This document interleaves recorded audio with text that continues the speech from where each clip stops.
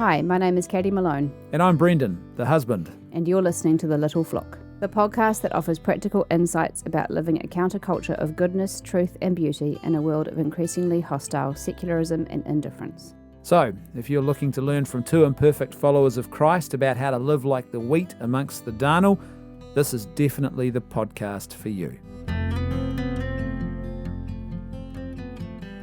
Hi everybody, welcome back to another episode of the Little Flock podcast. My name is Brendan Malone. And I'm 𝗙𝗢𝗟𝗦𝗢𝗦. And it's great to be back with you again.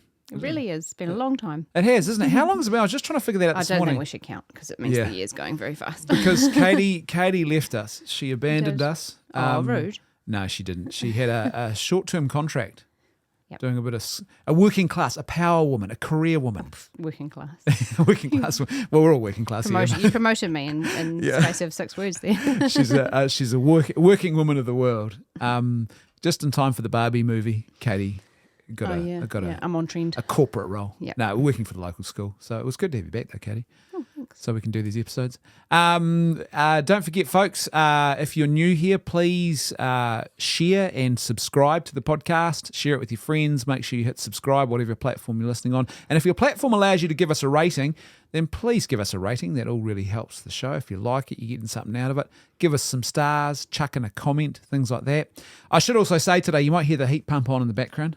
It's wintry, and poor old Katie, but cool. So you might hear the dulcet tones of the gentle wind of the fujitsu in the background there.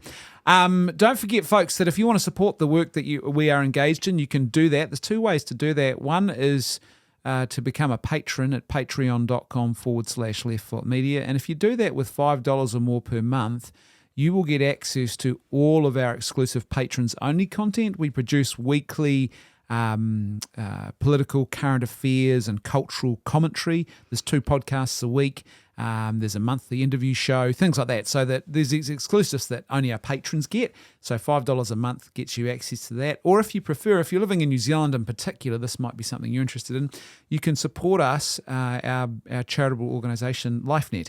And you can find our details at lifenet.org.nz. On the homepage, there's a donate button about how you can do that. And if you become a regular donor and, we know your name and details, we can send you a tax receipt at the end of each year so you can claim your tax. That's always a winner. You're doing a lot of tax stuff at the moment. Yep. Yeah.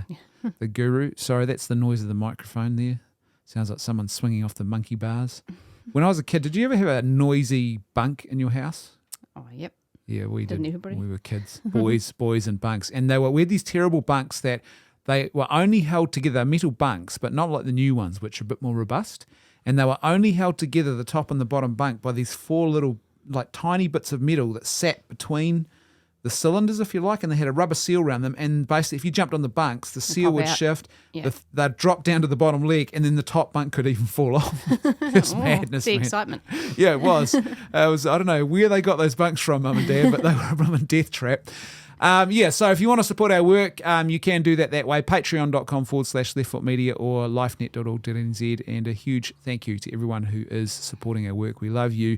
And your partnership really makes a huge difference in allowing us to reach more people.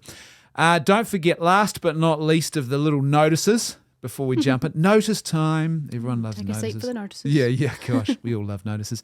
If you want to send us your questions, you can do that by going to either lifenet.org.nz, and you'll see at the top of our homepage there's a little scrolling banner thing, and you click on that and it opens up a form.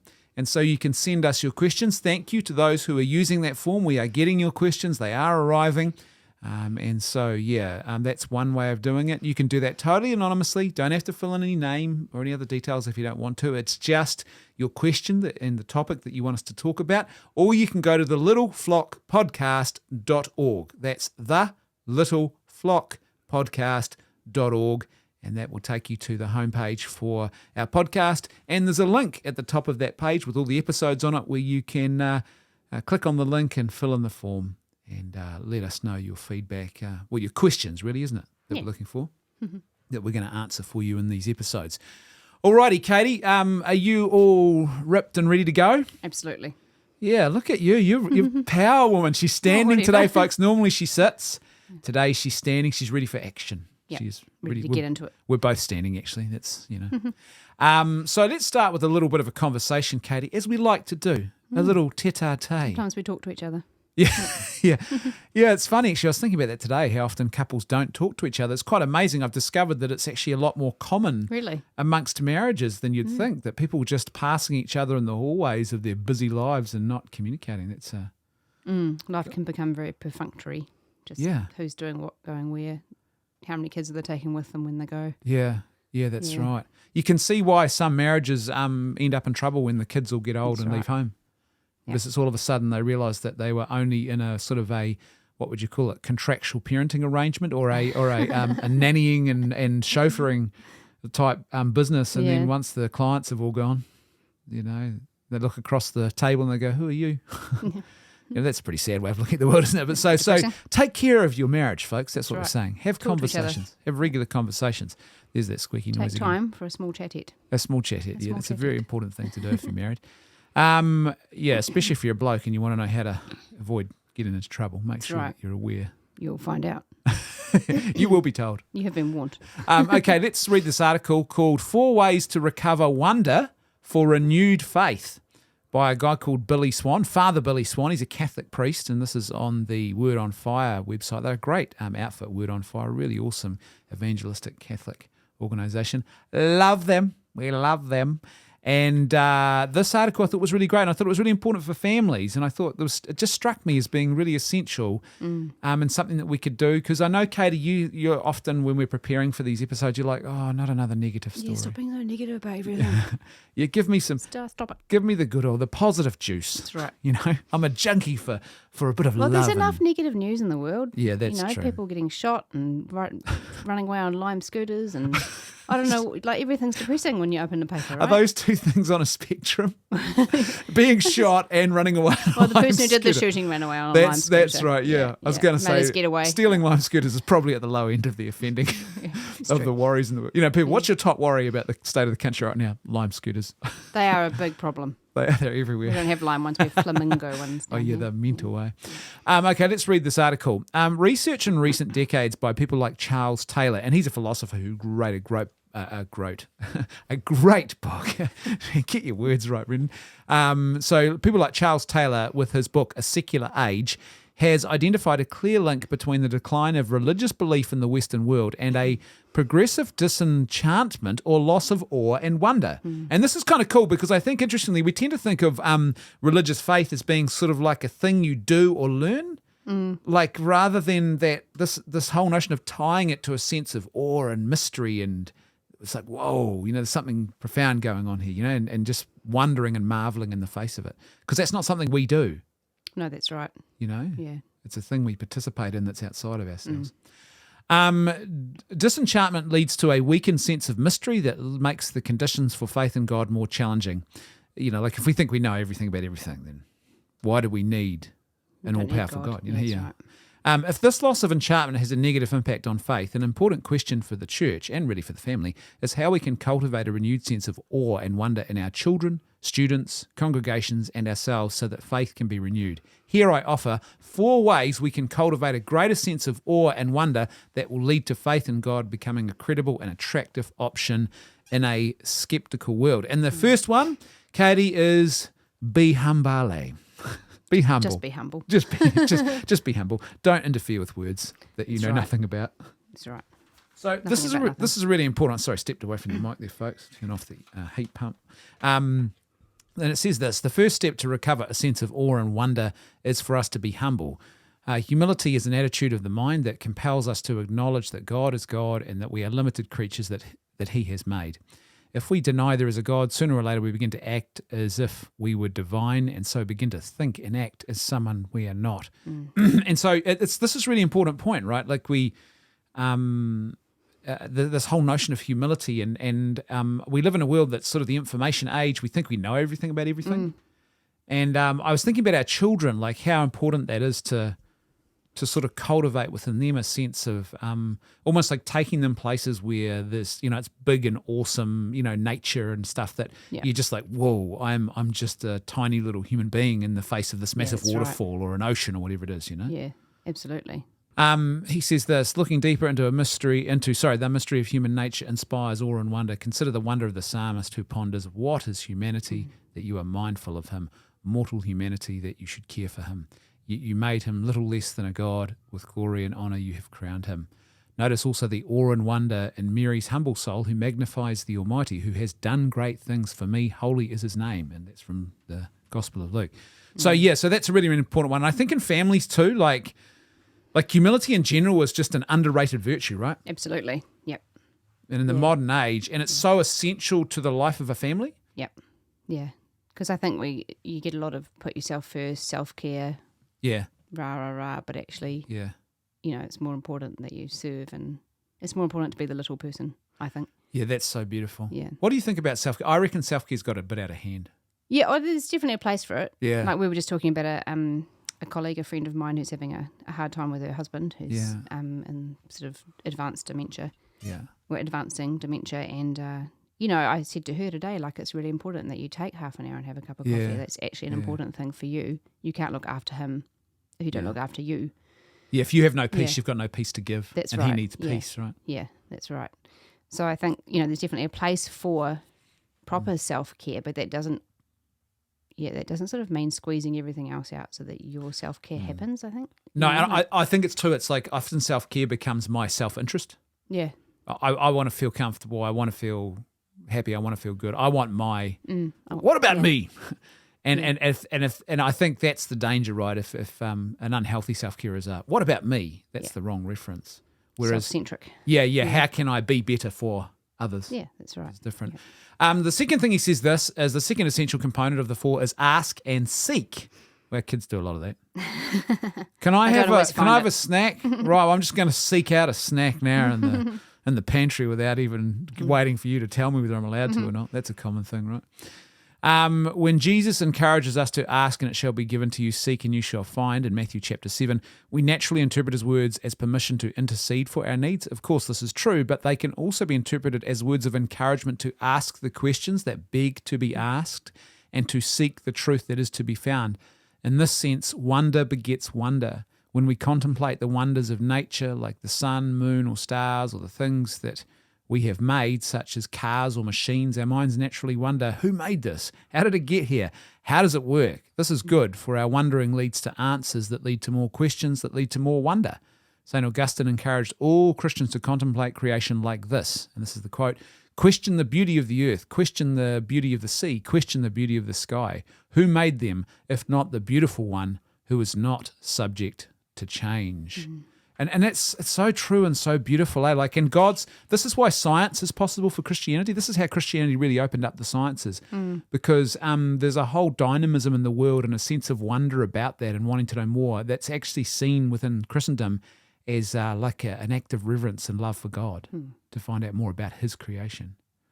There's something, I guess in the age of sort of control and certainty, it's like, no, I don't want to wonder. I want to know everything. Isn't there some famous mathematician that became a Christian or was a Christian? Blaise Pascal, you might be thinking of. I'm not sure, but they sort of said, because of the way maths works, I basically have to believe that God exists. Yeah, there's been a couple of mathematicians actually who've come that journey. Yeah. It's and there's but that has to begin with wonder, right? It's and I think that like this whole notion of ask and seek. Yeah, it's something really. And you look at somebody like Da Vinci with his sculptures and his pictures and his understanding of the human anatomy, and he was obviously someone who was seeking and wondering, and that led to the creation of beautiful things.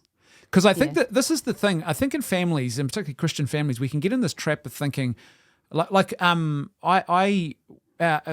our son, was sitting next to me the other day, and he was asking these really deep questions about dinosaurs and creation. That's right.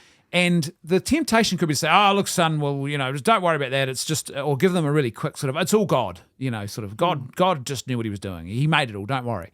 But in actual fact, I sat with him and we talked about it, and the questions kept coming, and we kept sort of unpacking it.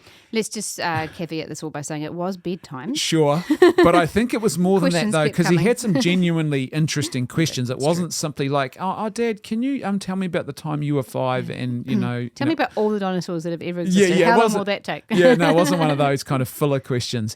And so the importance of encouraging that.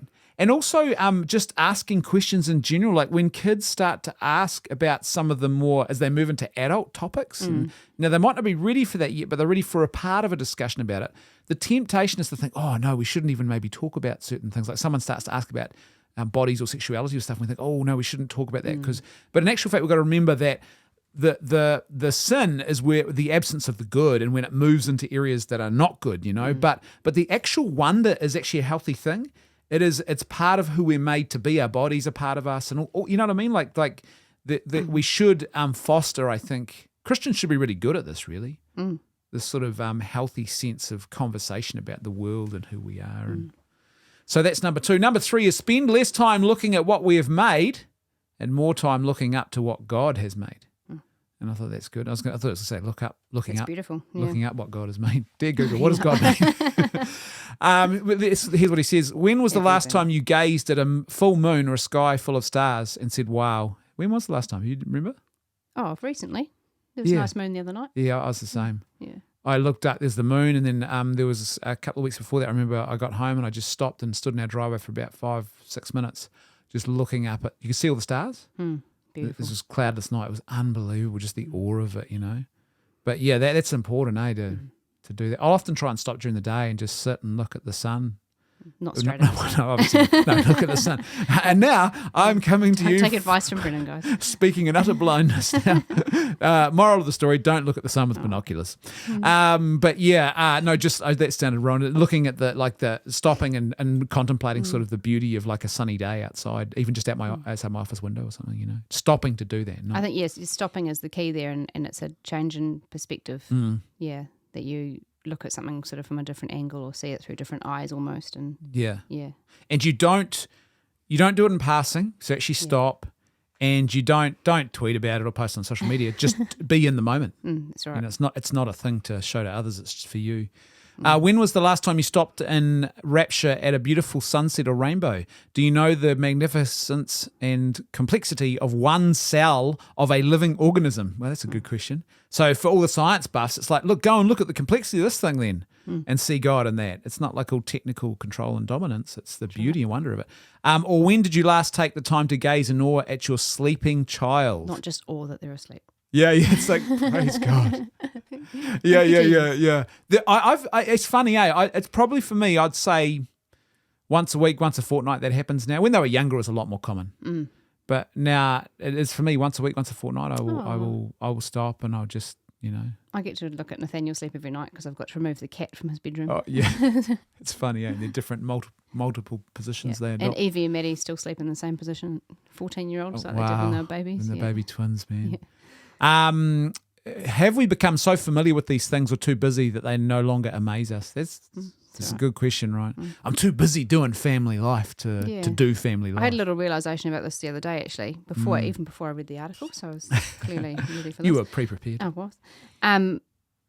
Sort of a shift in perspective because, you have that as a mum, maybe as a dad, depends on who cooks dinner, but usually it's me in our house. And often at the end of dinner, I sort of find myself breathing a sigh of relief, but then simultaneously starting to plan the next dinner and the next dinner. And it can feel quite exhausting, that sort of, how many dinners are these people going to want? Are these people ever going to stop eating? How many different dinners do these people want? I was driving to the supermarket and I was sort of thinking, I've got to think about how many meals we need this week and trying to plan it all. Yeah. I actually had a little kind of shift and I thought, I've actually got to look at it like, how many more dinners will we have together? Yeah, like we've had so many, and there's loads to come, and there will be new people joining us hopefully as part of our family in the future. But at the same time, what we have now, we won't have forever. We won't, and even now already we have kids that are missing, that aren't at dinners because they're working or got other activities. Doing big kid stuff. That's right. And so we're already moving into that next phase in life where family dinner isn't a given anymore. So it was just a little shift in like appreciating. Yeah. I cook the dinner. They don't always like it. But we do sit down and we eat and, we monitor complaints and, The referee. Yeah, we have that time together and we have that chance to have a meal together, and we won't have that forever. Yeah, I was funny you should say that. I was thinking something similar the other day myself. I was thinking, this is a bit challenging. Then I was thinking, but hold on, you'll miss this challenge when it's gone. Yep. And also I was thinking, be grateful you have this. That's right. Because a lot of people don't. A lot of people don't have it. Yeah. They're sitting there going, why do my kids not talk to me? Why do I? And I often feel, I don't know, I often feel the guilt of it. I feel like I'm a terrible father at times. I feel gosh, I wish I'd been more caring and more attentive. And you got to remind yourself, okay, you just reset, start again. Right. Today's another day. Be in the moment now. But also not, to focus on the gift you have been given. That's right. I think helps to deal with that. I popped into the library the other morning to get a book for Lucy for schoolwork, and they were just starting baby time. Oh, yeah. I was like, oh, wow. It just feels like yesterday I was taking kids to baby time, and you think, I'd love to go back. But actually there were hard things about that too, getting them all there, and everybody's grumpy and little and hungry, and doesn't necessarily want to be in baby time, if you're Nathaniel. No. So what's this? I'm taken off. I ain't here for baby time. A book about trucks. Yeah. I'm here for truck time, not baby time. But just to be in those moments and to understand that they don't last forever. The hard bits and the good bits. So, Yeah, that's good, eh? But that whole point of spending less time looking at what we've made and more time looking up to what God has made. And I think in a family, that's a recognition that we didn't make our family. We often think, we're crafting. And I think that's one of the dangers, I think, of a lot of family, what would you call it, self-help type advice? Is you sort of crafting the perfect family life. And it's actually not. It's this gift. You should receive it as a gift. You should be in wonder of it. It's not. There's things we can do to make it worse. That's for sure, but it's not a project. It's the work of God's hand that we are here. That you and I met each other. That we have this beautiful family that we've got with our and this gift of our children and all of that sort of stuff. And whatever time we have with them and with each other, that's a profound gift. Okay, number 4, fourth and final, was pray. And this is an important one, right? One of the gifts of the Holy Spirit is awe and wonder, also known as fear of the Lord. And that's an important point, eh? That fear of the Lord is to look upon that which is truly awful, filled with awe and wondrous, and be absolutely not just enamored, but in sort of almost, whoa, this is crazy. Because awe and wonder lead to the enchantment that leads to faith, then if the whole church unites in asking for this gift of the Spirit, a renewal of faith will surely follow. That's a great point, eh? Yeah, it's beautiful. Because I've never really thought of that before, the importance of saying, okay, Lord, give us the gift of, that gift of the Holy Spirit of fear of the Lord. You almost think of it as a byproduct of something else rather than a gift you should actually seek out and want. And you're like, well, that's actually quite a profound little revelation, I reckon. Maybe it's just me. Here are we. There we go. This is the Spirit we pray for to pierce the veils of drudgery and boredom. It's true. So even cleaning the toilet, boring. Bringing in the firewood, boring. Cooking a meal, another meal, boring. But in actual fact, there's this awe and wonder that I am here bringing in firewood for a group of human beings who love me and who have been given to me as gifts. And that's a profound thing, right? You're like, whoa, this is something more now, It's not just nothing. What was it Mother Teresa said? Little things, ordinary things with great love. Yeah. That's the key, right? Yeah. And what do? You go and find the nearest person to you and help them. As you think about it, what Jesus did, there were some miracles and all that, but a lot of the time what he did was ordinary things with great love. Even being crucified at the time was a relatively ordinary thing. Horrible but ordinary punishment. Awful but ordinary. Yeah. So, another criminal. Let's go and watch the crucifixion. Yeah. It was the love that mattered. Yeah, and it transforms the mundane to something beautiful. This is the Spirit that leads us to contemplate God's creation in itself without wishing to grasp or control it. And I think in a family that's important because I think as parents, particularly as our kids get older, that's my challenge at the moment. My temptation is to think, I really want my kids to have the faith. I want them to be good and virtuous people. And the temptation is to try and really, when they're younger, you have to have a bit more hands-on. But as they get a bit older, you've got to learn to, when do I let go? And not try and force them into that pattern. You've got to get them to desire to live that pattern and to love and embrace it for themselves. That's right. And faith as well, to actually make a decision to move towards God. Not because, as the old saying goes, God has no grandchildren. You can't just drag your children in with you that way. You know. May the Holy Spirit stir up in us the gift of awe and wonder that keeps our souls alive to new epiphanies of God's beauty so that we might come to believe in him. That's so beautiful. The Irish poet Patrick Kavanagh once lamented that, quote, "We have tried and tested too much, lover. Through a chink too wide there comes in no wonder."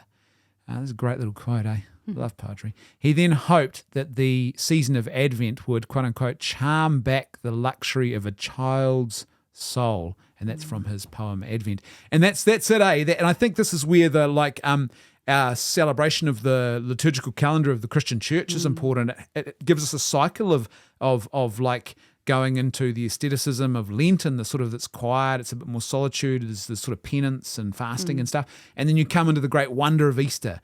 If everything is like on a high, there's no wonder anymore either. That's right, yeah. It's all a flat nothingness in a sense. Yeah. You know? So there's great importance in that. He says this, through these simple steps of being humble, asking, seeking, looking up more, and praying for the Holy Spirit's gift of awe and wonder, we can again stand before life with new freshness. If Elizabeth Browning is right and, quote-unquote, earth is crammed with heaven, then I don't know why I think of jam whenever I hear the word crammed. Really? That scone is just crammed with delicious jam. I don't know why. Some random word association. What a weirdo. If Elizabeth Browning is right and earth is crammed with heaven, then may we behold God's glory in our enchanted universe and respond anew with faith, adoration and praise. Beautiful. That's so true, eh? And so key for families, right? Yeah. We often think, well, how do we build faith in our kids? Well, how about we start actually giving them the first movement, which is that sense of awe and wonder and the mystery. Because if we teach them to be analytical controllers and control freaks and dominators of everything, no, my kids will have resilience by being powerful and in charge of everything, then we're teaching them that basically there's nothing to know. They can know it all. They don't need anything outside themselves. It makes me think of the whole climate change crisis and the way... the boiling earth crisis. I think stay up to date, please. Have we renamed it? The earth is boiling, they're saying now. Yeah. But not all of it. Some of it's like flooding. And... Well, our heat pump's on, so something's going wrong here. So. Maybe we'll boil in a few months. No, just in the sense that, like, yes, as God's creatures and we were put in charge of creation and stewardship of creation. So, yes, we have a duty to the earth to look after the planet we've been given, that's been created for us. Definitely, I agree with that. Yeah. But there's sort of, I see in this boiling earth, climate change fanaticism, a wanting to control it. Well, if we just do this, we can fix it. If we just do X, we can fix it. And there's no kind of real true purpose behind it. Nobody actually really understands why we need to fix it, apart from not wanting to boil. We're just doing a thing. Yeah, well, doing something to do something, but without a true understanding or appreciation for what we're doing it for. Yeah. Yeah, I think that's, to me, is somewhere where a sense of wonder has been lost. We wonder at the earth, we wonder at its beauty. We say, oh my goodness, we must look after this. Yeah. Yeah, that's so true. Yeah. And the fact of thinking we can fix it. Yeah. It's that lack of humility and thinking, well, we can just fix this. We'll solve it all. Yeah, we'll it's funny, isn't it? The cows or whatever it is we have to do. And we need to get back to Stuart and his ship. Not funny. It's Stuart ship. Can't we all know? But yeah, it's true, because at the same time, it's an actual there's an inherent contradiction, because at the same time it's this global apocalypse and we're all going to die. And at the same time, it's also a thing that we can totally control and turn off the apocalypse. And I'm like, well, those two things don't actually go together. If it truly is apocalyptic, then it's beyond us. But if it's within our control, it's not apocalyptic. So it's funny that. Because if we could make more ice in Antarctica, we would just do that, right? But we didn't make the ice in Antarctica to start with. Awe and wonder. And that will have a bearing too on how we respond and how we retreat, how we treat natural resources. That's right. With awe and wonder or with dominance and control. And what we've tended to do is dominance and control instead of saying, wow, let's have awe and wonder and let's not dominate these things. That's right. Also, I'm reading a book.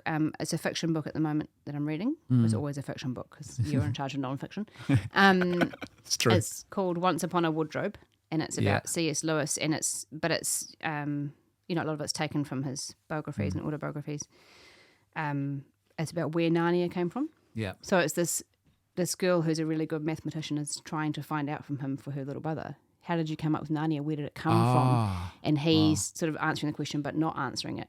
But it's really I really thought about it when I read this because it's that sense of mystery. Yeah. Like, where does imagination come from? Where does human creativity come from? Like, it's all got to be inspired from somewhere. Yeah. Likely because we're made in the image of God. We have the ability to create. We have the ability to imagine beautiful things, you know. Yeah. Well, there's something about that actually. Those who are patrons will remember the 2 months ago, so not last month, the month before, the episode of Conservative Conversations, our monthly interview podcast, was with Robert Loretz, and we talked about music. And he talked about at one point this very point. And it's the whole thing of inspiration and it's different from anything else. You know, it's you actually feel like you've discovered something very unique. It's like nothing else. It's not like an idea you came up with. It's not just like reading something. There's something about inspiration that is very, very profound. It's discovering a truth that existed prior to and outside of you is it's quite wondrous, eh? Wow. Yeah, that's great. Where does the book land, or is that spoiler territory? Haven't finished it yet. Oh, yeah. Yeah, mid book. He's going to get to the end. He's going to say, well, I was just in the spare room. I found a spare room. Yeah, there was a wardrobe in there. What do you mean, where did the wardrobe come from? That'll be interesting to see how it's fiction, is it? Yeah. Oh, yeah. Made She's written a couple about C.S. Lewis now, and I've enjoyed both of them. So. Christian, is she? I think she might be, reading between the lines. Yeah. Reading between the lines. Or potentially recently converted. Yeah. I mean, if you're writing about Lewis on a regular basis. Well, she's written a whole lot of other stuff as well beforehand, and none of that was necessarily particularly had any kind of religious sway. So it's interesting. I wonder if she's had a conversion. Or you sometimes have authors who get frustrated that the audience is not getting the message. I've actually read, truly, modern authors said they weren't getting the message, so I wrote a really explicit book with Christian faith in it so they'd get the message. Speaking of literature, that's a good segue. Yes, thank you. You're welcome. Well done. Speaking of scooters and segs, I was going to say, what was it? What are they? Lime scooters? What's the other one? The Flamingo. No, there's a Segway. Segway is this thing you ride on. Yeah. That is. I was right. It's like a hoverboard thing. I completely ruined the Segway that I was going to talk about Segways. So we went from Lime scooters to another type of Segway to an actual Segway. You've ruined my Segway now. Yeah, I've totally ruined it. You So sorry about that, folks. I absolutely ruined that. That did not land. So we had this beautiful, perfect Segway. Katie set it up, and husband comes crashing it. I'll fix this. And I'll make a it. joke. It'll be great. Guys, I'll make this way better. Get out of the way. And ruined it. Reminds me of an experience I had in primary school. Oh, no. True story. My mate 𝗔𝗡𝗦𝗢. And we were good mates. And we had those old leather satchels that you had the strap over your shoulder and the satchel hung off the back.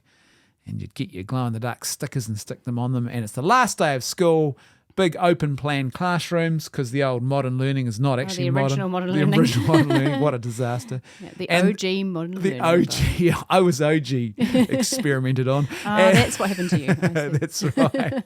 It all makes sense now. Hungry.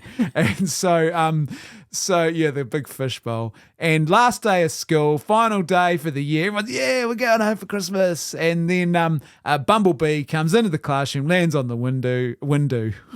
Base window. Modern learning we'll environment. Start with window. That's what they call them in and my Emily. mate 𝗔𝗡𝗦𝗢 goes, the girl's like, bumblebee. 𝗔𝗡𝗦𝗢 goes, get out of the way, I'll get it. And he swings his satchel at the bumblebee, and it was almost like slow motion, smashes this whole massive bay window. Good old 𝗔𝗡𝗦𝗢. Out of the way, I'll get this. So that's I don't know why I told you that. That was story, what clinched it.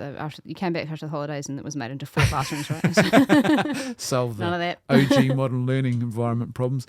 Okay, but seriously, now that we've made a mess of that segue, let's move into, you were talking about literature and C.S. Lewis, and I stumbled upon this really great tweet by a guy called Nathan Alberson, and he actually has a podcast called The Bookening. And he talks about, with a couple of other guests, they talk about great books, and that's from a Christian perspective. They take God and literature seriously, they say, and they discuss them a different piece of literature each time in their podcast. But he published a tweet list recently, and I thought it was worth us talking about because for parents this could be handy. He says this: your kids have already devoured Narnia and Lord of the Rings. Well, here are some other fantasy novels to edify, terrify, and amuse without pumping their minds full of garbage.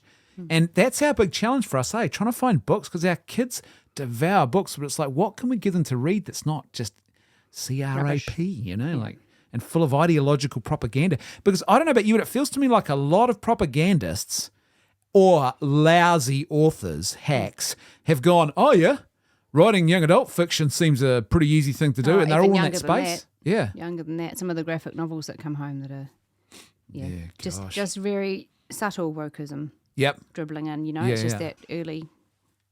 I was going to say formation, but actually it's malformation of the mind. Yeah. I have a feeling that if those authors tried to write adult fiction, a lot of them would not succeed because adults would go, "This is garbage," but they can get away with it. It's just propaganda wrapped up kids. in a novel. Yeah. And it's often too, they might not even realise they're doing it. It's like, oh, what's the popular thing of the day? Oh, yeah, I'll just do that and I'll tell a story about some kids and a goblin. Well, also I think there's an element where you get somebody's written the first 4 books of a series and they're actually very good. Yeah. Like Nathaniel read those ones about the dragons. I can't remember what they were called, but he really liked the first 4. Oh, yeah, I remember those. And they were all right. And then the 5th one, suddenly there was like a homosexual couple, or like it just started to dribble in, and it sort of almost had the feeling that the publisher was like, well, we can't keep unless you stick some of this stuff in it. Yeah, we need some token stuff in here. Yeah, tick the boxes, we can't keep publishing, kind of thing. So here's the first of the books. Here's the recommendations that he's got here. First one is called 5 Children and It. 5 Children and It. Edith Nesbit arguably invented modern children's fantasy through this book. This one is about 5 children who find a puddle gum-ish sand fairy.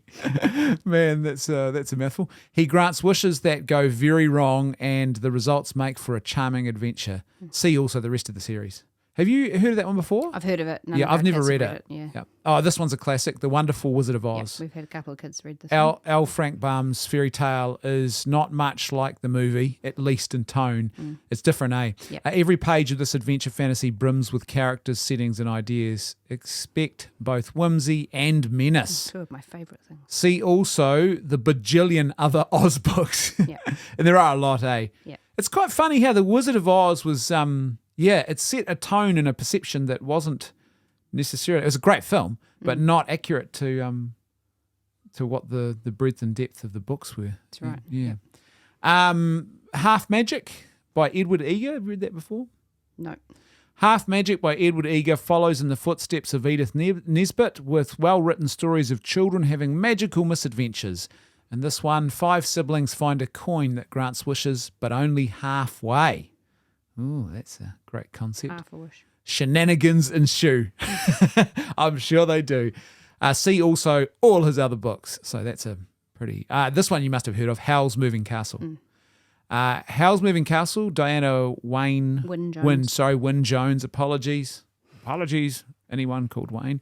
So Diana Wynne Jones wrote densely plotted fantasies for kids. In this one, a cursed hat maker named Sophie. Oh, you got to wonder whether... J.K. Rowling was in any way influenced by this. I'm sure she's read all of these. In this one, a cursed hat maker named Sophie and a pouting wizard named Howl try to outwit a witch. Expect comedy, action, and romance. Oh, romance. Oh, lovely. See also the rest of the series. Mm-hmm. The one thing he doesn't say is what age. I guess, I'd say depending on how independent your readers are, 10 plus for most of these, unless you're doing read alouds, which they'd all be fine for. Okay, here's a classic. Here's an absolute classic we got on our shelf, Watership Down. Yeah, we can't get anybody to read it, though. By Richard Adams. I was thinking I might actually start reading it to them. Yeah. Richard Adams wrote the greatest talking animal fantasy of all time. Oh, that's George Orwell, Animal Farm, might have a few words to say. It's a to bit you. different, though, isn't it? Because it's not...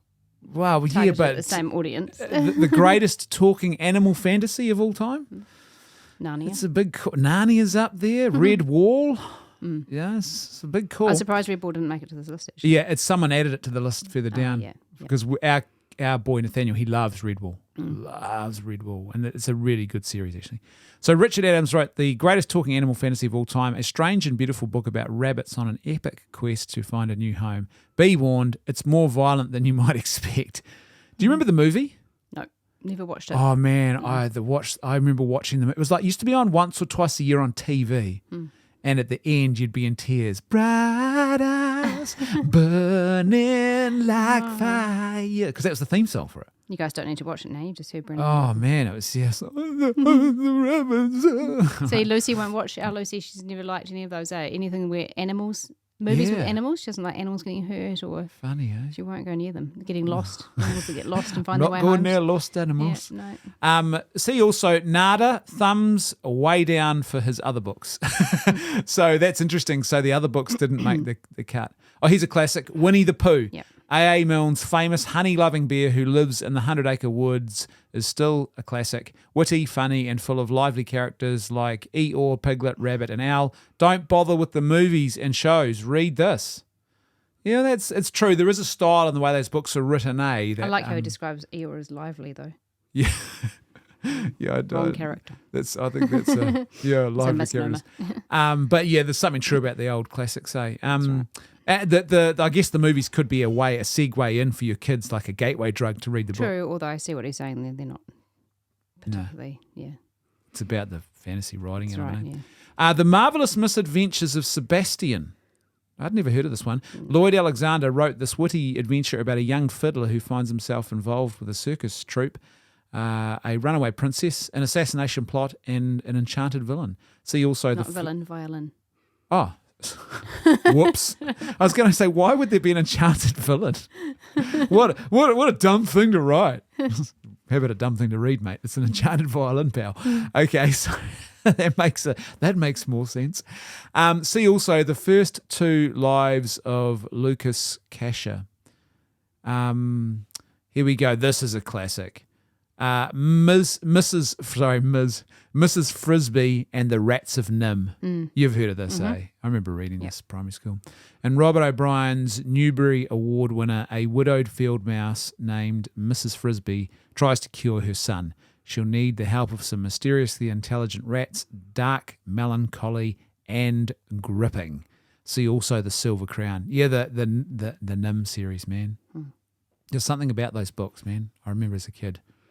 The Wind in the Willows. Kenneth Graham's story is about the genteel friends Mole, Ratty, and Badger. Oh, Ratty, smell. Whose friend Mr. Toad is a reckless automobile connoisseur. It's beautifully written, funny, and very British. See also Toad of Toad Hall, a play based on the book. Do you remember Wind in the Willows? I do. Yep. The Wind in the Willows. It's a great book. And people had added others to the bottom of the tweet here, and like Redwall was added by someone. Could you think of any others of your own? The Tale of 𝗔𝗡𝗦𝗢. That was one that went down well with our girls. Kate, what's her last name? Can't remember the author's last name, sorry. The Tale of 𝗔𝗡𝗦𝗢 with an X on the end, isn't it? Yep. Like spelled like the French 𝗔𝗡𝗦𝗢. P-A... No, there's no P. No, at the very end. 𝗔𝗡𝗦𝗢. E-A-U-X, yeah. Oh, yeah, okay, yeah. I knew what I meant. Another one was, what was it called? There's two names for it. It's called, I'm just Googling it right now. It's called 𝗙bat. Oh, 𝗙𝗏bat, yeah. It's also known as the Satanic Mill. But don't let that put you off. Don't let that put you off. It's by Ottfried Preussler. It was originally German, and it's translated into English. And the reason I knew about it was because I had a teacher in primary school who read it to us each day a bit in class. And Nathaniel loved it. And so did Eleanor when she tuned in. It's really beautiful. It's actually the Christian story about a guy who gets caught in servitude in a satanic mill run by a sorcerer. Like a sorcerer, yeah. Yeah, but he enslaves people. And what frees him, though, is this girl singing the Alleluia song on Easter Sunday morning. That's the first, he falls in love with this girl singing the song, and that's the thing that draws him out, and she has to save him. It's really quite beautiful, actually. Very, very beautiful Christian allegory. It's not Tolkien would approve because it's not like Lewis is very obvious. Not as overt as Lewis. Yeah. Although the more you read Narnia, the more subtle things you pick up, even as an adult. Yeah. I mean that criticism between Lewis and Tolkien is often, I think, overhyped by some people. They're like, yeah, Tolkien looked at Lewis's work and he's like, what a lot of garbage, man. No, that's not at all. They were good friends, and they consulted and talked, and he just had a different style. He wasn't as big a fan of that approach. He didn't say it was wrong. And he was quite honest that he was writing an allegory, Yeah, and even I think the one thing that he was a bit more critical of, though, in his personal conversations with him or notes or whatever it might have been, was about putting Santa Claus in the story. That's right. He wasn't keen on What's Santa. this fella doing here? Funny, eh? That's Tolkien, the great literary professor, probably speaking. But yeah, the Satanic Mill is more. It's not like Narnia where it's this really, but it is pretty. Well, it's it's all there. It's very it's beautiful, and it was just there's something about it, and I think particularly for young boys, Nathaniel was really invested in this young male character who was caught in this this sort of enslavement with these other young men, and would he get out of it, and what would it mean, and so there's some good books there, folks. If you're looking to read some good books, it'll help you reinstate your sense of awe and wonder. Yeah, because books can do absolutely. that. It's really important to find books that speak truth to our children's lives, even if it's, reading Narnia over and over again, or And I think too, like we've got. I bought this series actually, hoping our older kids might read it when they get a bit older and their sort of tastes mature a bit. Is I bought Frank Peretti's This Present Darkness and Piercing the Darkness. Prophet was another one as well. And they are great reads. I remember reading them. I was probably 16 or 17. And it just really brought to life for me the notion of the spiritual world and the whole thing with angels and demons. And now, not every bit of theology necessarily is going to be on point there, but they are really well told stories as well. They have a sort of, I guess you'd say thriller, supernatural thriller. They're not really horror, but supernatural thriller element. He did write a Christian horror called Oath, I think it was. It's great. It's really good. But it's still really more a supernatural thriller. But yeah, so it's important, you're right, for developing awe and wonder in children. Yeah.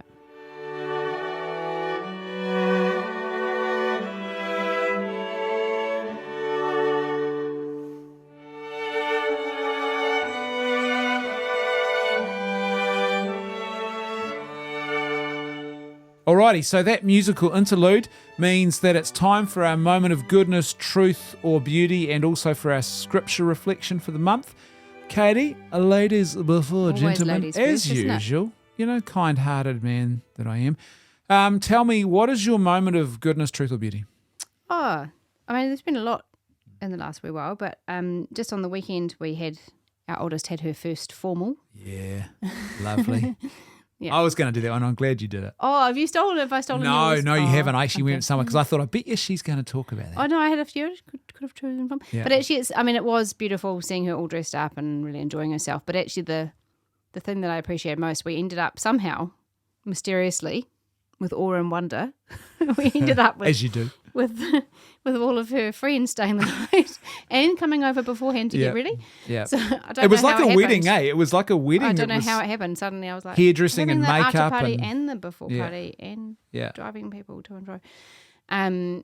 One of my friends from school, who's a lovely lady, came down with her massive makeup collection and helped put makeup on them and do hair, and they just had a great time. It was just really nice to see these girls who are just happy to go together, and not worried about going with boys or not going with boys. They just were hanging out as friends and that was quite just cool, going for a good fun time. And it was quite I was going to say cute. It was lovely. It was like there was a real genuine sense of joy. That's right. And it was just there enjoying was each other's company. Yeah. Yeah. Because the tradition has been to associate these things with behaviours that are unhealthy.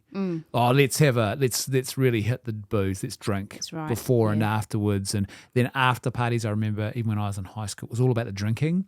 If it wasn't that, it was about who was hooking up with who. Exactly. And there was just none of that, right? It was it was this really beautiful, innocent, joyful, like, wow, they saw it as a milestone. Yeah, they did. Yeah.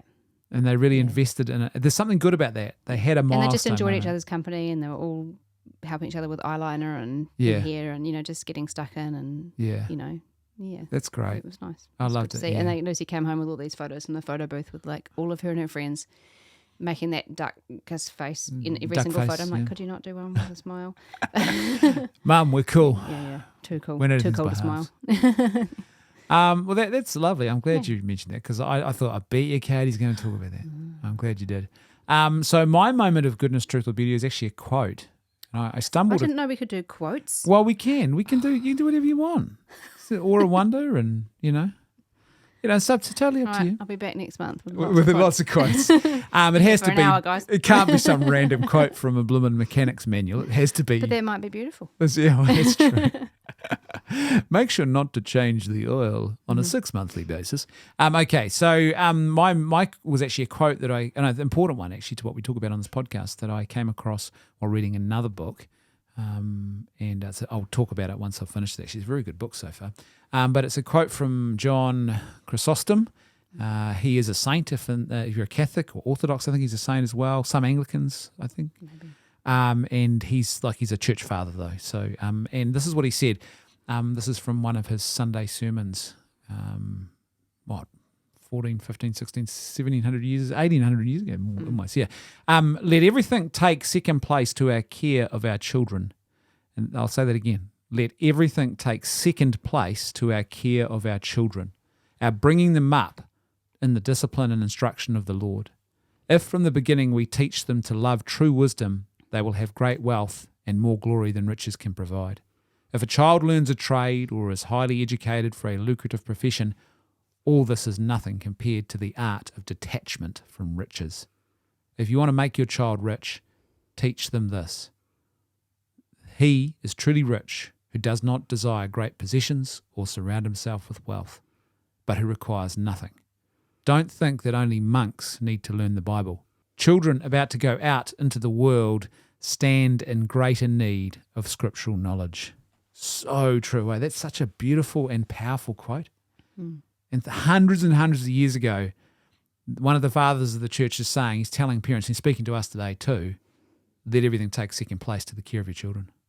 How often do we get that wrong though? I think I get that wrong a lot in family life. It's, the mortgage, the house, the lawns, the sports, the whatever it is, but in actual fact, everything else takes second place to the care of our children. And making sure that they're raised and trying to transmit and share the faith with them and that they know the scriptures. We're trying to do that at the moment, with our kids. We've started this little challenge. Okay, you've got a month to learn all of the books of the New Testament, and you get a prize if you do it. So we're sort what was one Nathaniel said the other night? He was trying to remember them all, and he couldn't. He got one so funny. There was Corinthians, and then he went. Galinthians? Or? Yeah, Galinthians. I was like, no, that's made up, Nathaniel. It's Galatians. You're thinking of there. You don't mean Colossians? No, they're not Colossians either.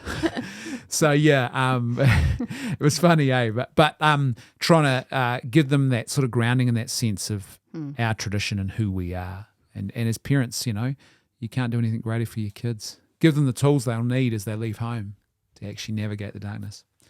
Okay, your scripture reflection for the month, Katie? Psalm 121. Oh, that's a goodie. A Song of Ascents. A song of what? Ascents. That is a temple psalm going up to the hill of the Lord. That's right. A prayer for the traveller as well. Yeah. According to my clip notes. If you're travelling, make sure you go up to the hill of the Lord.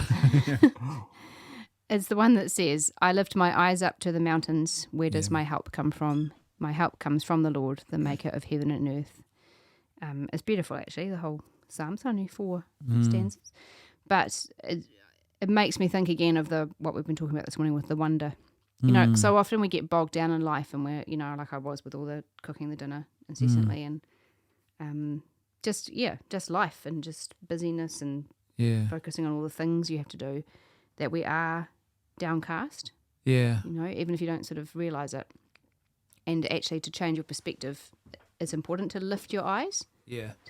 And you have Deliberate, it has to be a real movement of the will sometimes to lift your eyes and to see the Lord and to see the way forward. Yeah.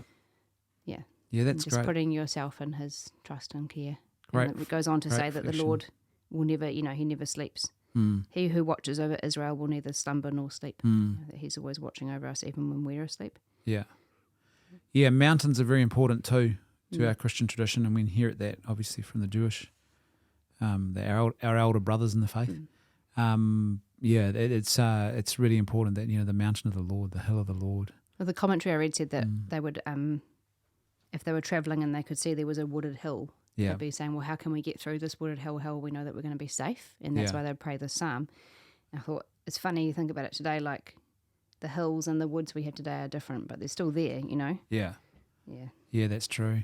And that whole notion of even some of the, the great spiritual writers in the history of the church talk about ascending the mountain of the Lord, and coming closer to him and what that means, how we have to let go of ourselves and the risk of that. Yeah, beautiful. Mine was Romans 1:16. For I am not ashamed of the gospel, because it is the power of God that brings salvation to everyone who believes, first to the Jew, then to the Gentile. Now, the reason why that scripture really stuck out, I suppose, whichever way you want to say, to me, was because it's this very simple, it's one sentence, but it actually contains a wealth of wisdom. So first of all, there's that encouragement not to be ashamed of the gospel. How often today are we looking for other solutions? And even in our family life, maybe, but what we might just need to do is just actually sit and pray, or sit and go back to the scriptures to get a bit of wisdom about what to do. And we're often looking for technical fixes outside of that, when maybe we just need to go back to them. Don't be ashamed of it. Go back to it. It's part of who we are. It's not outdated. It's not a nice little poetic book. It is the very profound wisdom for the fullness of human flourishing, because it is the power of God and it brings salvation. And so don't forget that in times of crisis in a family, the scriptures can be the thing that are the saving grace in those moments. So don't ever be afraid to go back to them. And then also where it talks about first to the Jew, then to the Gentile, this whole notion of God's revelation of himself that unfolds over time through those various covenants he makes, starting with, Adam, and then Adam and Eve, and then sort of working out from there until Christ opens up that relationship to the whole of the world, to Gentile as well. And that we are now no longer separated. There's no distinction. We're all one in Christ. It's quite a profound thing. There's so much about our faith and our tradition and who we are wrapped up in that. And, of course, the big thing, though, really is for our families.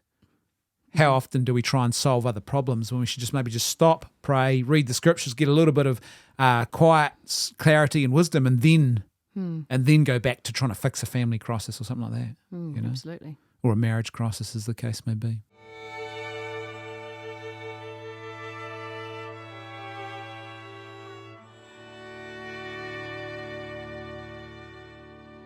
Alrighty, so that was our moment of goodness, truth or beauty and our scriptural reflections for the month. Katie, let's look at our listener questions now. Shall we do that? Yeah, let's do that. You like the radio shows would say. And we got some good questions today. So the first one is this. How should parents of children attending a Catholic school, and this would be probably any school really, but probably a Christian school in particular too, in our case a primary school, challenge and overturn the school's policy on its school documents regarding sexual and gender indoctrination that the current government and activists such as Inside Out, which is the organisation, tell them to do. So that the school's conforming itself to things that are not good by the sounds of it. We have spoken to the school officials, but sadly have hit a wall. And they say we have spoken to the school principal, the deputy principal, the assistant principal, and even the board of trustees about our concerns, but to no avail. It is absolutely concerning and alarming. We know not all Catholic schools are like this. The view of the officials, I guess the leaders of the school, they told me they make a big difference. Could you point us to any resources or give us advice to present to how to present, I guess, to our school to stop supporting this indoctrination campaign and this evil? Well, the first thing is you've got to acknowledge it is evil. Yeah, true. Corruption of young minds and in ways that are not good, right? Yep. What are your thoughts when you hear this question? Well, it's a tough one. It is tough, especially if you've tried what I would say, speak to the board, speak to the principal, and then you've tried that and you get a brick wall. Yeah. I mean, I think I don't know if you'd get anywhere, but there are programs out there you could present to them as alternatives. Yeah. I think it's very hard for schools as well, you may have a good principal, but if the board's not supportive, you're going to run into issues there. Yeah. Likewise, if you have a deputy or assistant principal that are good, we're very fortunate at our school that we have solid management. Yeah. Pretty solid board that, do listen to concerns. Yeah. But it's only going to get harder. Yeah. Which is sad to say. But as far as I can see, it's not going to get any easier for Catholic and Christian schools to try to avoid teaching the stuff that the government wants them to teach. Yeah, and really to be proactively teaching what is true and good. Yeah, that's right.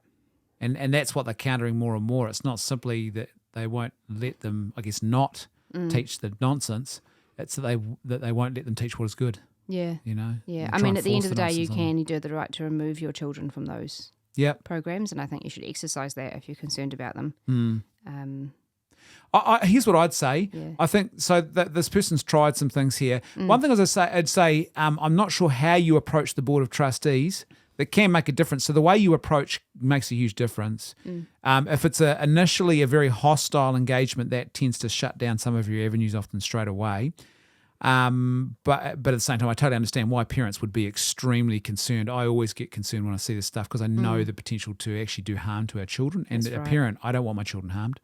Ideologues, go away, please. You know, but so I get that sense and that sort of, you know, the fervor we often have, but we've often got to sort of tame that a little bit to get a good outcome. One thing I think is when you approach a board, there's some really good advice. I know Family First.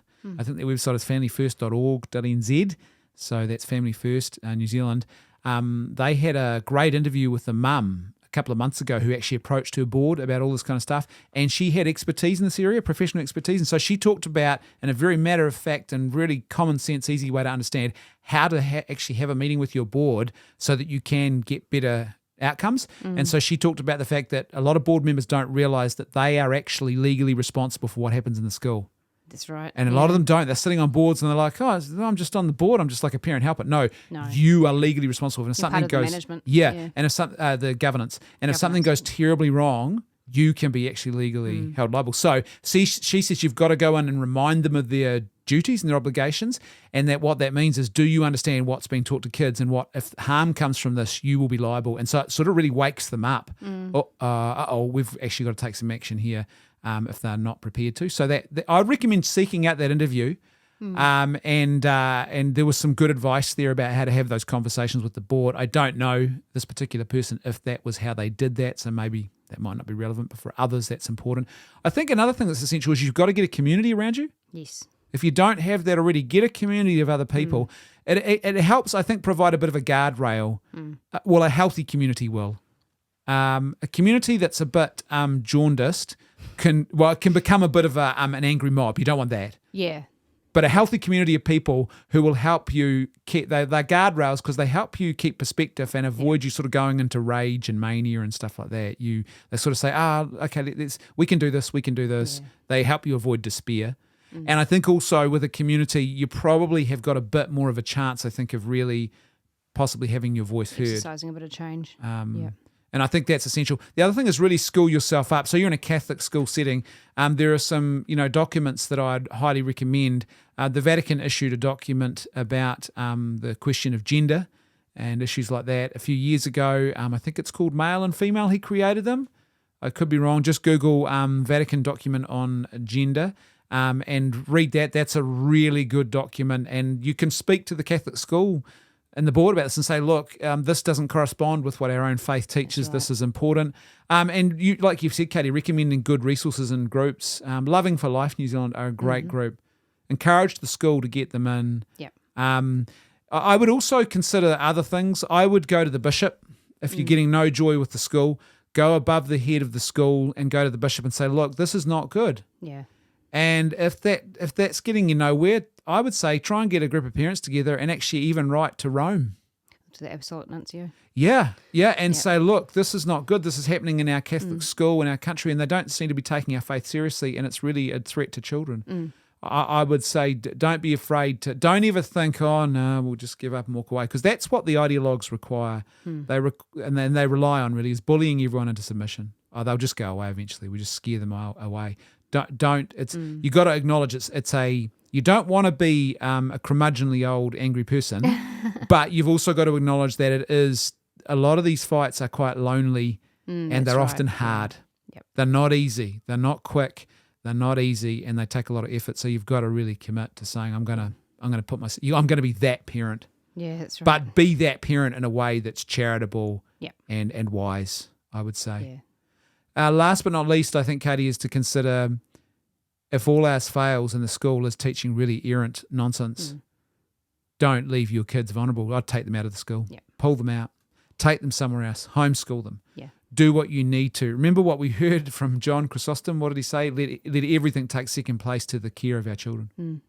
And I really mean that. I mean, I've had moments where we're not there ourselves, but I've had moments where I thought, oh, this is borderline. Yeah. And if it had have gone any further, it would have been like, no, we've got to get our kids out of this. It's just, this is not good. And it's sending a statement if all the good parents just leave their kids. And your job and the job of your kids is not to evangelize a school full of evil ideology. No. They're not cut out for that, and that's not their calling. Your job as a parent is to safeguard. And so often people say, oh, but if all the good kids leave, it'll go downhill. No, that's not how that works. What you're saying is, well, we're relying on all the good kids to do the job for us. That's right. No, it's not what. I think they'll often come at teaching these things from an angle of tolerance as well. That's what I found. We've got to learn about these things so we can tolerate everybody, so we can love everybody. Yep. We're not proper Christians if we don't love everybody. But it's got to work both ways. How is it loving for your children to be exposed to it? How is it tolerant for your children to be exposed to it when it's not your family's choice? Yeah. So I think it's important that you highlight those discrepancies when you speak to them. Well, if a Christian school should be representing discipleship in Christ, and faithful discipleship means we're faithful to Christ and what He says. And if the school's not doing that, it's not being faithful to its core mission, and it's not whatever they're serving, it's not Christ. And I know that's hard to hear.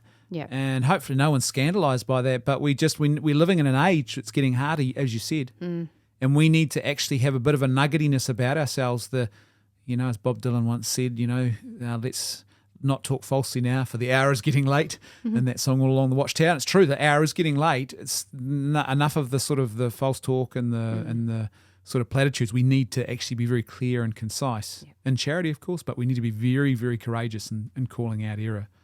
So, tough position to be in, man. But I would encourage you, pray, get community, look at that Family First resource, and I would say don't be afraid to go above the school. The squeaky wheel, I know no one likes to be the squeaky wheel, but the squeaky wheel does get the oil, and sometimes it's a matter of waiting out some bad management until better management comes, or things like that. Bear in mind as well, boards are supposed to ask for community feedback. Perhaps you could suggest that that's something they do if they haven't done it in a while. Because if they're shutting you down like this, it suggests they may not have been asking for feedback when they should have. And it's just, I think part of it is helping them to discover their courage. This whole notion of, we can't, the government's told us. Yeah, well, I know it's hard because their funding comes from the ministry, right? But at the end of the day, we don't serve the government. As supposedly as Christian schools, our institutions should serve Christ first. And so they've got to be faithful to that, otherwise they're really failing in their core mission.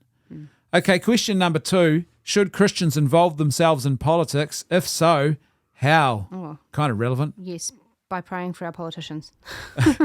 Okay, so that's one way, praying for our politicians. Yeah, I don't have a problem with Christians being involved in politics.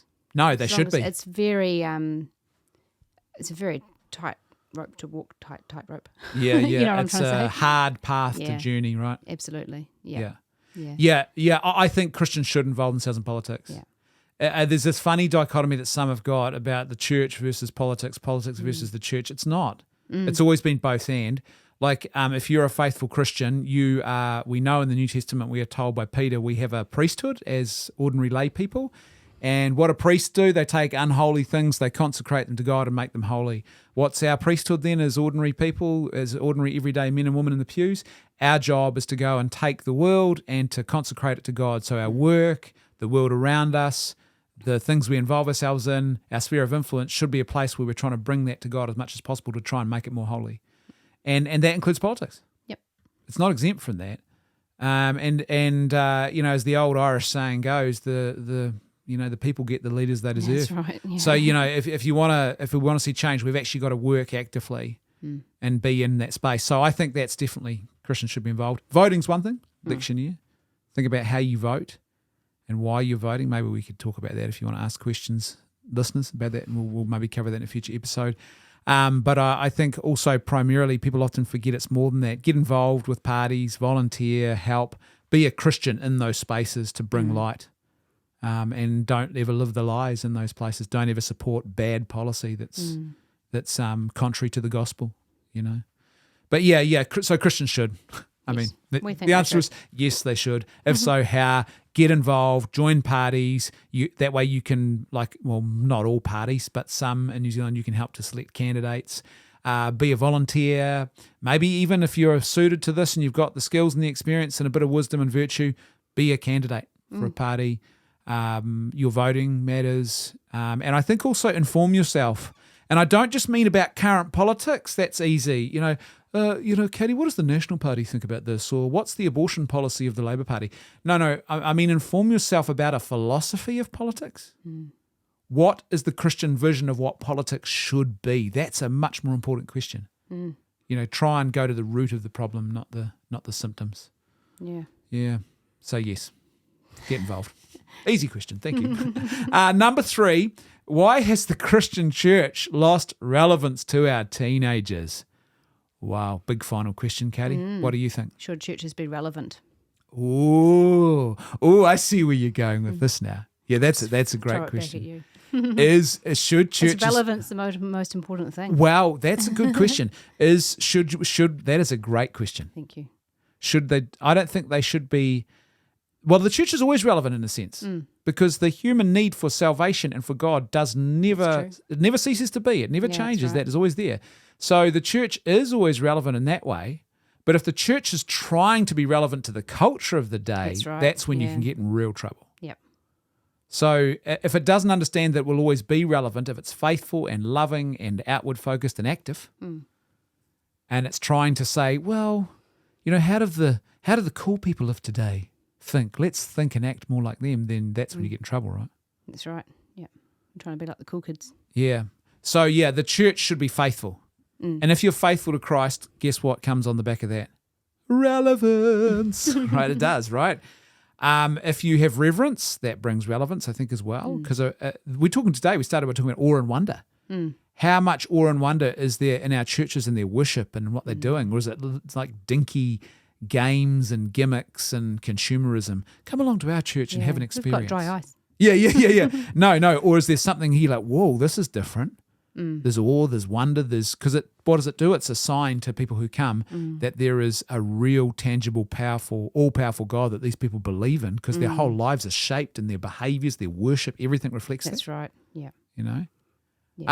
So the church, why has the church lost relevance to our teenagers? That's the key question, though. I think so many teenagers get bogged down in life. Being a teenager is hard work.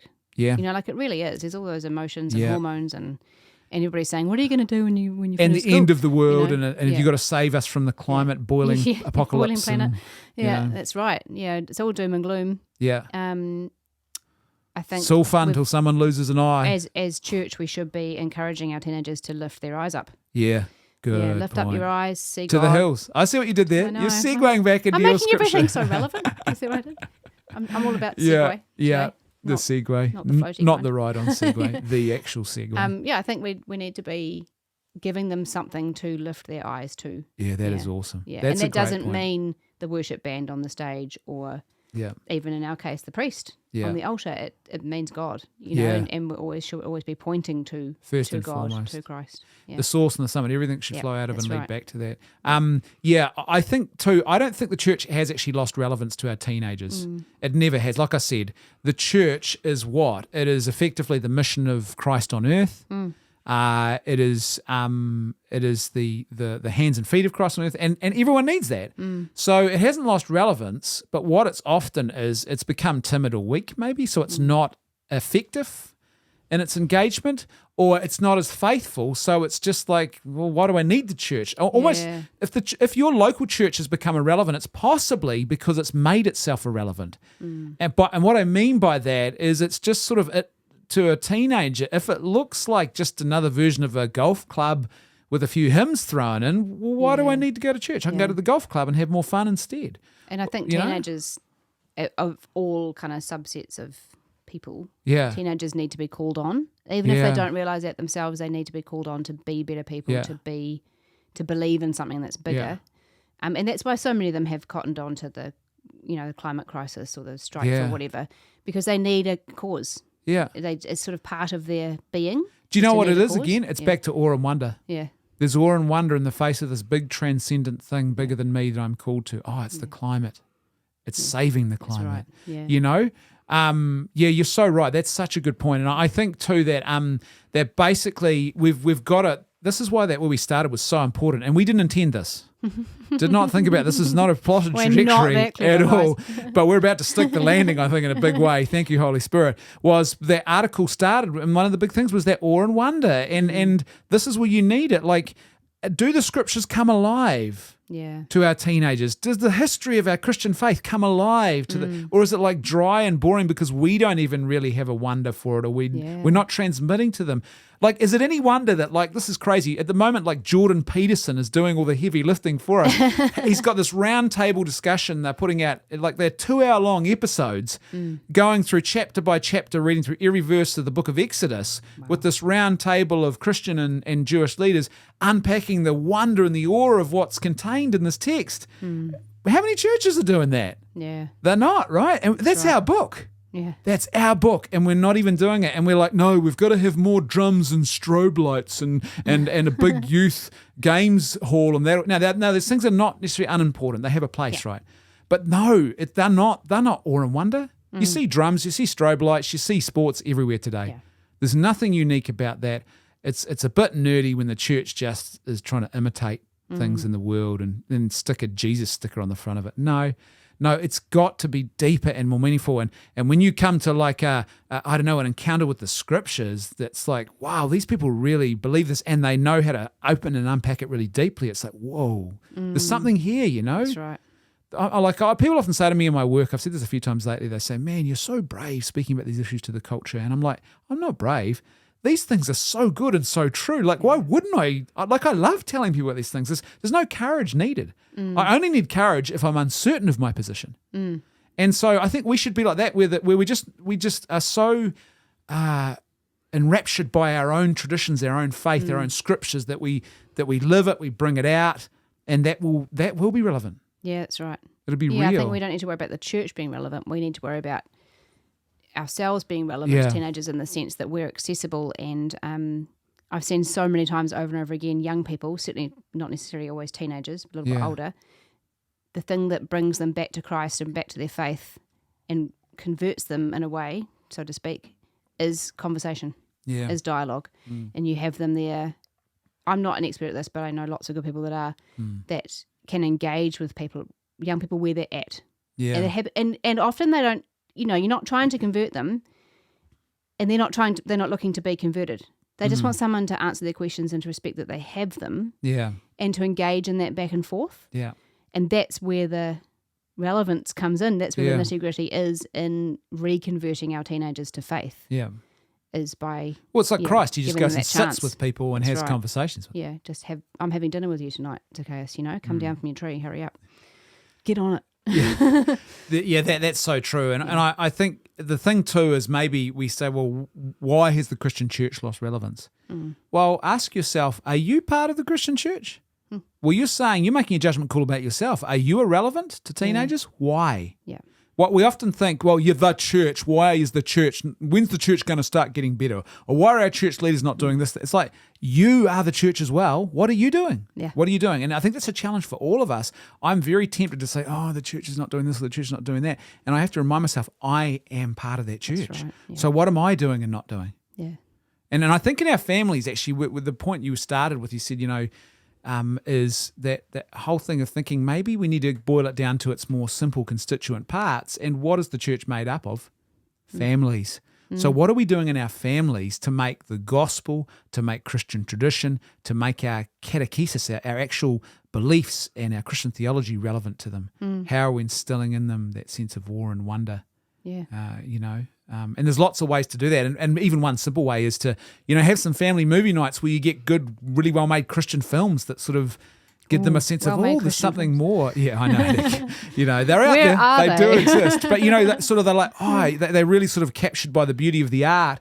And then behind the art there's not just a message, but the message is the presentation of, like, say, a moment in the history of Christendom or something, that they're like, there was a Christian guy or girl who was really heroic or saintly, and they see the wonder of that, and it opens up the relevance again for them, I think, So, good question, though. Yeah. I mean, I think you try too hard to be cool, you will become irrelevant. You'll fail. Don't be cool. They can smell that a mile away. And people trying to be cool. Oh, yeah, and it's inauthentic, right? Yeah. And the other thing too is look at the big scandals that have happened of late involving churches that are really hip and cool. The consistent trend is they're really hip, relevant churches, and they're full of all of this sin and madness because they were so hip, cool, and relevant, they actually stopped doing the fundamentals that they should have been doing. That call to holiness and being faithful to Christ has been lost. because they're all wearing huffer jackets and they're hanging out with Justin Bieber. Now it's a bit pointed, that one, but do you know what I mean? It could be any celebrity, but that's not Christ. Didn't hang out with celebrities. He hung out with those who are in need, who are sinners, and he was hanging out with them out of love for them, That's right. not because of who they were. So the opposite of I don't associate with sinners is, that's where you're saying I don't associate them because of who they are, is I will associate with you because you're a celebrity, so I will hang out with you because of who you are. Same problem. Different side of the same coin there. Absolutely. But if you haven't got awe and wonder, you go and watch those Jordan Peterson conversations on the book of Exodus and you'll be like, whoa, this is amazing. How do I help my kids see this? How do I start this with my kids? All righty, folks, that was another great episode. Thank you so much for tuning in. Don't forget, if you've got questions, you can go to thelittleflockpodcast.org and there's a link at the top of the page there and you can listen to all the previous episodes. You can leave your questions there, or LifeNet, lifenet.org.nz, and you can leave your questions there. There's a button at the top of the homepage. Click on that and you can send us your questions. We get emailed them and we're able to answer them on future episodes. Don't forget as well that if you want to support our ministry work, you can do that one of two ways. One is at patreon.com/leftfootmedia. And if you become a $5 monthly patron or more, then you will get access to all of our exclusive patrons-only content, and that is more sort of culture and current affairs from a sort of Christian conservative perspective. Every week there's a couple of different podcast episodes and other monthly stuff as well. So if you're into that, that could be a good option. Or if you just want to contribute to the ministry and you're not so worried about the Patreon stuff and the content, go to lifenet.org.nz and there's a donate button on the top of our homepage there, and you can it'll give you the details, the bank account details and stuff about how you can make a contribution. So lifenet.org.nz. Katie, any last words? Never. Never? You like me to have last words. Is that your last words? Yeah. Standing on the gallows or the scaffold. What's your last words? Never. Never. I have no last words. Last words be damned. The pressure to have last words is too great. What would you say? I'd say, I will not have the last word. The Lord will. Or something like that. Something very poetic and courageous. Have I got time for a Pixie 𝗙𝗦𝗡𝗦? If you're old enough, you'll remember that reference, you'll know that advert, and you'll be like, oh, that's funny. Good last words, Katie. That's what you'll be like. Okay, folks, on that happy note, thank you so much for tuning in. Don't forget, live by goodness, truth, and beauty, not by lies. And we will see you next month. We'll be back on The Little Flock. See you later. See you.